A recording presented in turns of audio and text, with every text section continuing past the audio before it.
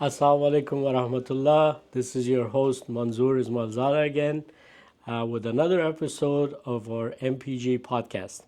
Today we're with my personal friend, a really great friend of mine, and a professional colleague, Br.Said Shamsudin, and he's been in insurance industry for a while. So we wanted to use some of his knowledge, some of his expertise and experience to enlighten our listeners and audience. And at the same time, as always, we do these podcasts to bring the best value, best information from each industry that our Muslim brothers and sisters are active in, and also show the world our contributions as a community, as a society. Thank you very much, Brother Saeed. Thank you for having me. Thank you. Absolutely. Please introduce yourself in Yes. your own words. I didn't want to give too much introduction. I would love for our listeners to hear from you. Yes, thank you for having me here, Brother Manzoor. Thank you for MPG for reaching out to me to talk about this industry. I appreciate that. My name is Said Shamsudin. I am a State Farm agent located in Parsippany, New Jersey. I am licensed in New Jersey, Pennsylvania, New York, and Delaware. I do have my certification in risk management. Have my certification as an insurance counselor and advisor as well. I've been in the insurance industry for about a little over 12 years. MashaAllah. How I got into the industry, most people actually who are insurance never wanted to be in insurance. They just got into it by accident. They fell into it. All their degrees and what they wanted to do was non-insurance. Most of my team members are never planned on being in insurance. Correct. Some people are afraid of the industry, but it's actually a very fun, challenging, and stressful industry. I fell into it right when the mortgage crashed. I was in the mortgage business for about 10 years. Market crash. I was approached by a carrier who was moving to the East Coast. They were looking for some entrepreneurs to open up an agency, and I fell into it. I fell in love with it, and next thing you know, I became an insurance agent. MashaAllah. MashaAllah. And you switched careers right when there was a huge shift in the market. Yes. Did that affect insurance industry at all, or how did that affect you, insurance industry, if any? So when I would say when the market crashed. So the one thing with insurance is we are market proof, we are pandemic proof, we're unemployment proof or interest rate proof, right? Because we are an essential business. So when the pandemic happened, COVID happened, and even with the interest rates going up now and what happened in 2008 crash, people still need insurance. Absolutely. Yes, the mortgage rates are up, people aren't buying houses, but at the same time, you still need insurance. So even though the rates go up, unfortunately, people need insurance, whether it's home, auto, business. The rates go up, they have no choice. Where in the home, they would decide to want to rent or not own a car. But in the insurance industry, people have to have it. So in pandemic, we were here. We were in our office because people still need insurance. Matter of fact, a company like State Farm realized during the COVID pandemic how important insurance agents are to people, because when that did happen, people were coming to agencies or talking to agents instead of waiting on a phone and speaking to, customer service with another carrier across the country or outside the world. People really appreciated talking to a live person, live agents, Absolutely. and coming into the office. So.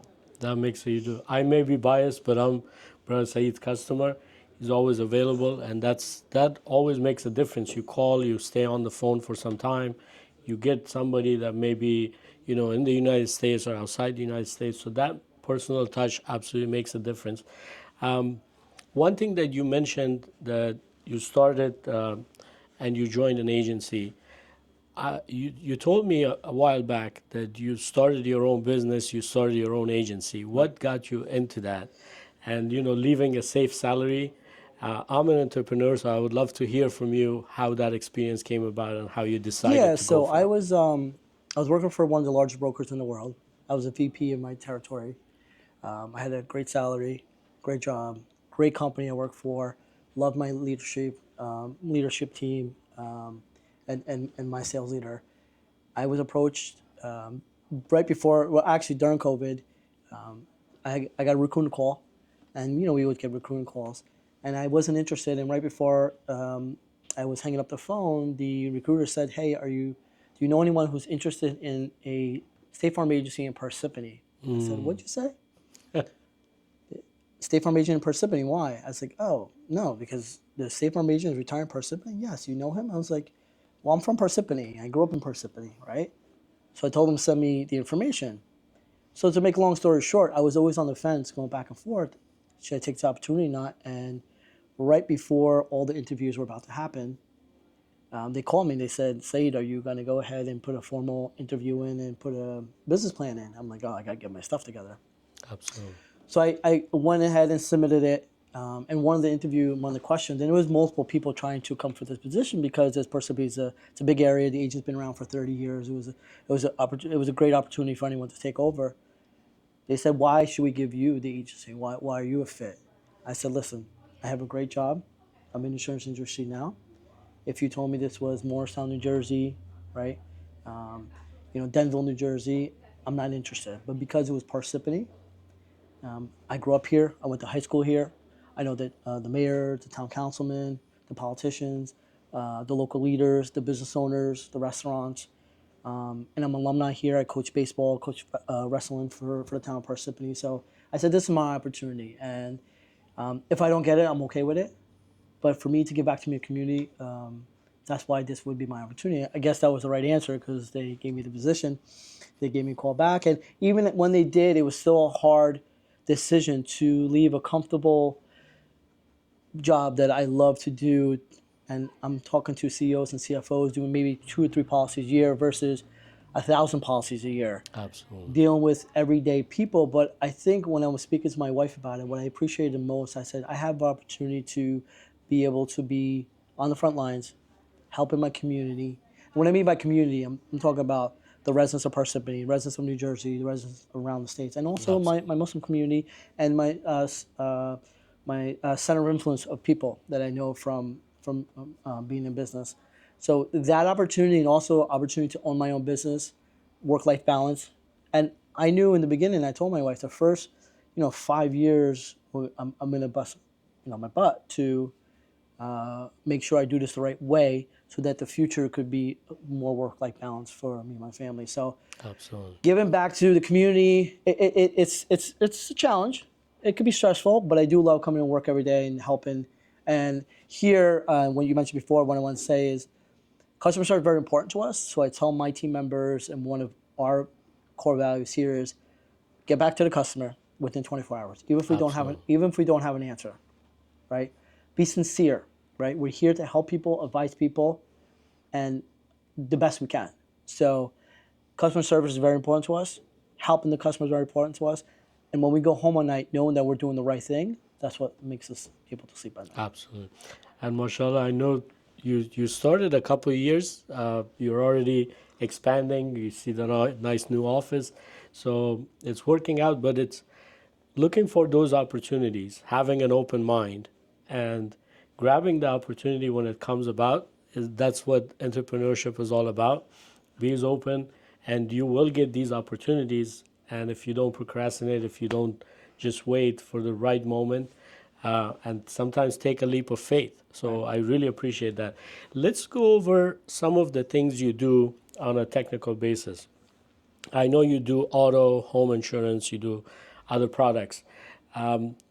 What people need to know when it comes to insurance, what's like go with minimum, go with full coverage, or can you be overinsured? Give us some information about these products. So yes, I think one of the misconceptions is people say, just give me the lowest coverages. Just give me The cheapest the price. cheapest price or, and I've learned in life, cheap is actually more expensive. Learned that a lot in life. So it's actually funny. I had this conversation with a new customer yesterday on the phone.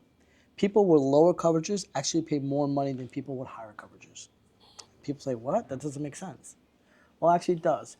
Because for auto especially, for instance, if you have the minimum coverages, the insurance company looks at you as you are not a good risk because you don't care about insurance. You don't care about risk. Okay? So if you get into an auto accident, someone hits you, you hit somebody, you're not as cognizant, right? versus the one that has, say, 500,000 in liability. That person does not want to get into an accident. That person wants to be covered properly, right? So he's more risk conscious. And the insurance companies, they understand that, right? Also, it's almost like a credit score, right? So if you have, or a credit card, you have $1,000 limit on a credit card versus someone has a $50,000 limit. The credit card company, you apply for a credit card, they're going to give you, if you have a lower limit, they're going to give you lower limits. Absolutely. If you have a higher limit, they're going to give you higher limits. Correct. Right?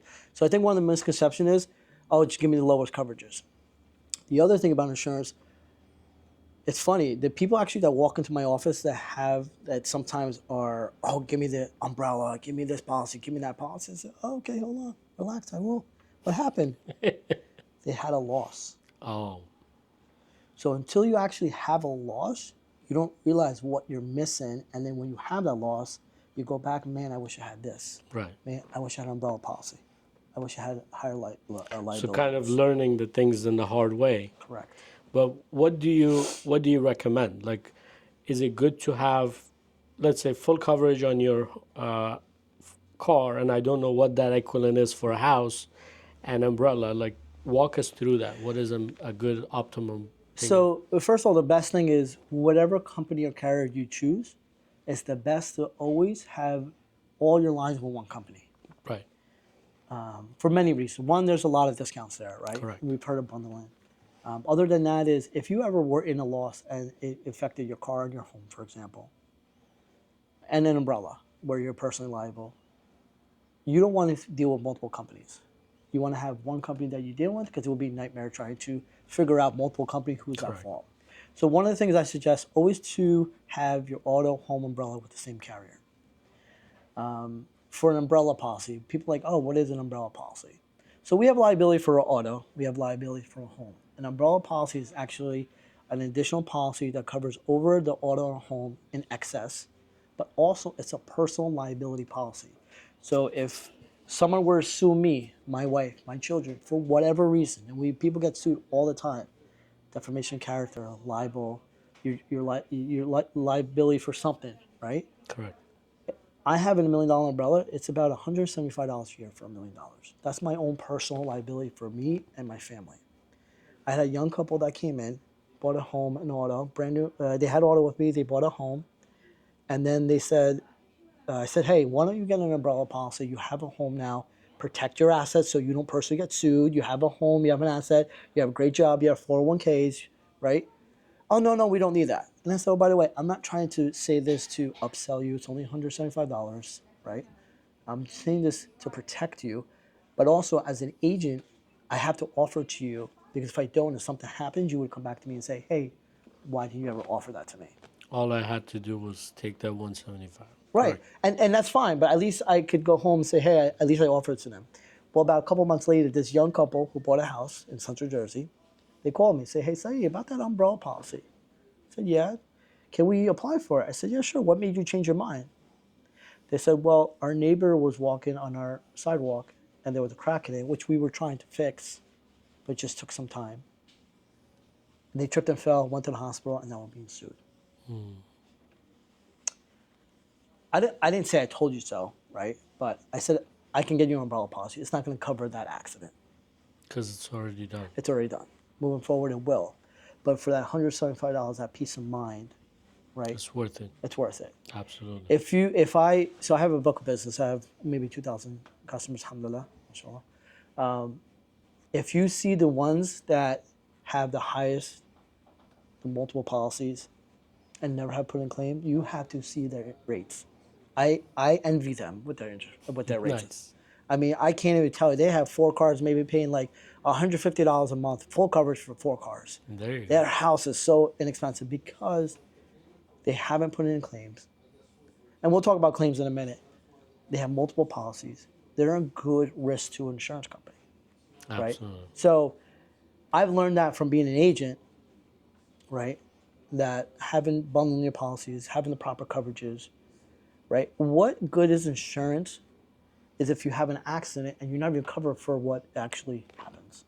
What was the point of paying all that money? Exactly. So making sure that there's no gaps, proper coverages, and actually the higher coverages in the long run will actually cost you less money The lower coverages will actually cost you more money from a premium standpoint, and it's going to cost you more money if you ever got sued or were in a claim or an accident.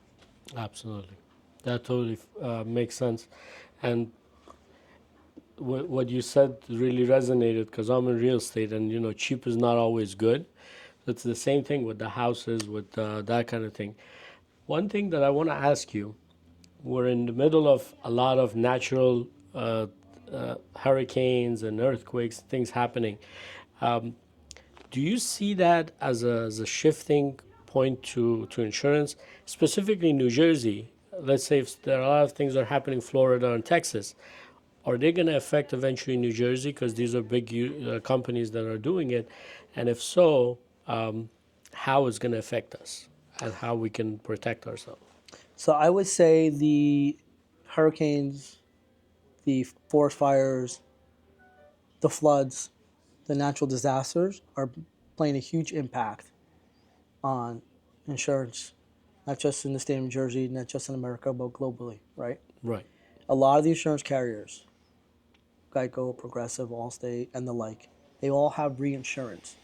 So for catastrophes, right? So they buy insurance on those big cat losses for that year or 2 years that they happen. Oh, The reinsurance industry right now, the capacity, they're giving less coverage to the carriers, and it's costing them almost double what they were paying for less. So that then falls onto the consumer, right. right? The state you mentioned, California, you can't even get homeowner insurance right now. You have to get through the state. The highest insurer right now in Florida is Citizens Bank, which is a state-run Florida insurance company. They're having a hurricane that just came in, another one coming in, right? I don't know how that's going. Unfortunately, a lot of people are not going to have coverage. They don't. The states don't have the capacity to even help people right away because they don't have the resources, the team, the claim adjusters, etc. The one of the biggest things right now in New Jersey, and as a realtor and someone buying a new home, is the roof. The insurance companies, I've never seen it before, and we're excellent at homeowners. Now on our screens, as I'm running the quote, there's a little gray bar at the top that says, you have to check the roof on this before we submit, or right after submission, we're going to send a survey out there to check the roof. And we're one of the most lenient companies. The other ones, immediately, they're asking when the roof was done, and they want, if you say it was done 10 years ago, okay, show me proof it was done 10 years ago. So the insurance companies over the last couple of years lost billions of dollars on roof claims. Part of that is contractors were coming over and knocking on people's doors. Oh, you need a new roof? Don't worry, we'll take care with the insurance companies.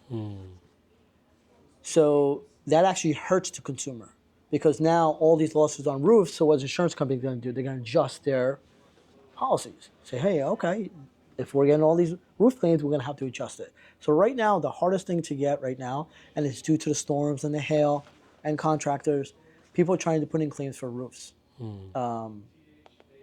So almost all roofs are being inspected right now, and people are being denied. I have customers all the time denied because their roof is too old or out of shape, and I'll call them and say, hey, listen, you have 2 months to repair your roof, and it's not like they could go to another company because the other company is going to have the same issue. So trying to find an insurance company, they either have to change the roof, maybe find another insurance company, which is less likely, that's going to insure them without checking the roof, or they're going to get forced place insurance through the mortgage company, and that's about $5,000 a year. And I think some companies, they're interconnected. They may be under the same management with different names. So Correct. chances are if a company denies you, you may be denied with other companies. So this we heard recently, and this is a podcast about insurance. I don't want to make it about real estate, but there is things that are coming up with the roof. So if you're a buyer, make sure you ask the person that you want to buy the house before you even put an offer. Now it's mandatory to give that seller disclosure. So you have that information before you even put an offer. If it's an old roof, you have to budget for it. Or if you're selling a house and you have an old roof, you have to take into consideration you may want to change that because you don't want to cause that problem down the line. And I appreciate you bringing that up. one thing that I want to ask you is, are there any products like you have in your back pocket that you think is cool, but a lot of people don't know about?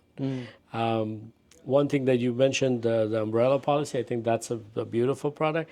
But do you have any things that's cool and everybody could benefit from? It may be a tricky question, but No, it's actually not a trick question. I think it's cool. Some people might think it's cool. It's a misnomer in actually our community. And I would tell anyone listening to this to actually do their own research. But one of the things in our community, and even not just our community, I would say in the Hispanic community, the African American community, I think what we're lacking is life insurance. That's one of the most favorite products that I sell because we insure our home, we insure our cars, we have medical insurance in case we get sick. But a lot of us have a mortgage. I have a mortgage. I have a wife who doesn't work. I have 4 children, and I have a, God forbid, something happens to me tomorrow. Something can happen to me. I want to make sure that my wife be able to take care of my kids and live her life as if I was still here by having something protection. Because if I didn't have that in place, she would have to work 3 or 4 jobs. So I usually say it's like you want your kids to live with both your parents. People say, well, what do you mean? Well, the one parent died, and the other one parent's never going to be home because you have to work all the time to be able to. And we have some scholars who have advocated. You could speak with them. Some people think it's haram. It's not. There are products out there. The one good thing about the company I work for, I would say, and I was talking to one of our scholars, I'm part of NJ Dawa board, and we've brought this up many times in conversation in the public and in private. A company like State Farm, we're a mutual company. A company like Progressive, they're a stock company. So the difference between mutual and a stock company, mutual company, you're a policyholder. right, You have stock in it already. I'm a policyholder, so we all benefit from the good times. But we also, and when the bad times, we also, as well, we go down with the bad times, right? right, So we're mutually benefit, and if we have a bad year, we mutually have a bad year together. right. That's mutual. Stock company, you're only really pleasing the stockholders. They want to see performance, and the money goes back to them, right? The other thing about State Farm is that we don't invest in alcohol, tobacco, and firearms, right? And actually, I was having a conversation with my territory leader for State Farm. He goes, Saeed, I'm gonna go one up on you on that. Not only do they not do that, they don't even purchase alcohol. How many events have you been to for the events that you attended for State Farm? Have you ever seen them purchase alcohol? I said, no, I never. They haven't. I did not realize that, right? So being a mutual company, right, that's good for us because we That's all have skin awesome. in the game. And also being a company who's not going to invest in tobacco, firearms, or alcohol is also something that is good for us, right? Yeah. So, and with life insurance, I would say you can consult your agent. You give us a call at our office, or even consult with your local imam, right? But to get real advice, speak with maybe a Muslim agent that maybe knows a little bit more about it. The other thing I would say is always go with someone who you trust because it's an important product. Absolutely. Always go with a company that's going to be around for a long time. And then like a top insurance company, there's tons of life insurance, hundreds, ones I've never even heard of. Correct. But like the ones like State Farm, New York Life, Mass Mutual, right? They've been around a long time. You know, State Farm's $130 billion portfolio in cash, right? So they're going to be around a long time, right? So Absolutely. one of the things I would say to our community and the communities that came before us, without mentioning their names, I think they have built generational wealth in our country. And even the white Anglophone like Protestant, the white Americans, they have generational wealth. And a lot of that comes from having that protection, have that life insurance passed down, right? Absolutely. So that's the one thing, that product, I think it's a misnomer and we don't have enough information on in our community, in our Muslim community, that I think people need to do more research on. Absolutely. So I'm going to shift the gears a little bit towards our Muslim professional group. You're part of it, Yes. Yep. and we appreciate you. You're one of the active members. I have the pride of working with the Muslim Professional Group. How do you think these networking or professional groups are benefiting our community? And what's your advice to people who want to join us, either as a member or as a provider, how they can benefit from it? You know, one of the things that I always grew up on, and whether I was in the mortgage business and insurance business, I would say 85 to 90% of my business come from referrals. I'm a big advocate for building referral base, building relationships, people connector, having people in the industry like yourself as a realtor, be able to share business. A lot of insurance agents purchase leads, do it the other way, but I build my book on word of mouth and helping people that we know and we trust. I think the Muslim Professional Group is an excellent way for that. I think it's something lacking in our community. I think everyone, top to bottom, is doing a phenomenal job. It takes time. It takes time to build. Absolutely. Nothing happened overnight, right? Rome hasn't been built overnight. Absolutely. I think consistency, reaching out to, having events, having podcasts. I think that's huge and that's key. And I think as Muslims, as a community, whether it's here in Morris County, here in North Jersey, New Jersey, and the surrounding areas, I think we need to, as Muslims, trust each other more Couldn't and agree more. encourage each other more, Absolutely. and also share social media. You put a post, share your post, congratulate you on the new house, right? Yes. I think we need to do more of that. Hey, you're doing a good job, accountant. Hey, you're doing a good job, realtor. MashaAllah, may Allah put barakah in it, right? I think we need to do more of that. I think we could be spiteful sometimes. It's the human nature, right? Correct. I think we're not going to be able. We have to do this together as individuals, because other communities are way ahead of us. Correct. And I think we need to look ourselves in the mirror and say, if we're doing this for the right reasons, right? And sincerely, then I think everyone will be successful, right? And as we grow, because maybe our kids aren't seeing, maybe the other kids are seeing, I think our future generations will benefit for some stuff that we plant seeds today. Absolutely. And thank you very much for your insightful words. As a community, we need to have these interconnections. We need to have lift each other up, basically uplift each other. And one thing that really resonates is we're building relationship. We're in a human business. So anyone that has a professional service-based business, not even services, it could be products, but if you're working with people and you're relationship-based, this is the type of community that you belong to, and you're more than welcome. Well, I'll ask you one last question, and you could end with any comments or a message that you have to our community. For people, or especially our youth that are watching and they're interested in the industry, and they want to follow your footsteps, become an insurance agent, do you have any tips or any advice how they can become, and if you recommend it, if it's a rewarding industry, you know? So it's funny, I interview a lot of people, and for some, we actually have fun in my office here. I actually build my office so it doesn't look like an insurance agency. Correct. Right?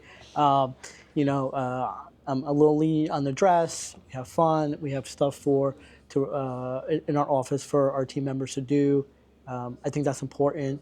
I think industries like an insurance industry have to do things like that, right? Because it's the old school.